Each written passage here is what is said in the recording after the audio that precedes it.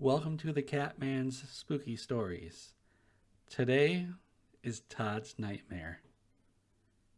Todd Howard stood on stage, surrounded by an angry audience. He had just announced the upcoming release of Fallout 77, the sequel to the much maligned Fallout 76, and the crowd was not pleased. "You've ruined the franchise," one person shouted. "We trusted you and you let us down," another cried out.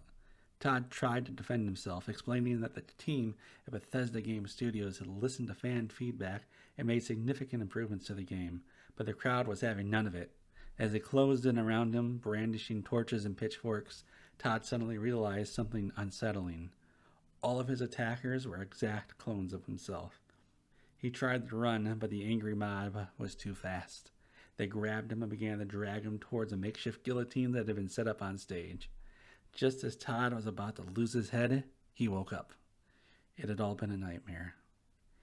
He turned to his wife, who was laying in bed next to him. But something was off. She had the same face as him. "Your fans will never wake up from the nightmare that is Fallout 76, she said in a cold, menacing voice. Todd jolted upright, breathing heavily.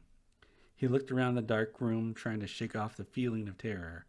As his eyes adjusted to the dim light, he realized that he was not in his bedroom. He was sitting in the driver's seat of his 1986 Geo Metro. He popped a cigarette in his mouth and downed the last of his homemade booze to settle his nerves. He looked at his dog in the passenger seat. "Come on, Fred. We've got some more copies of Skyrim to sell." What a terrifying tale.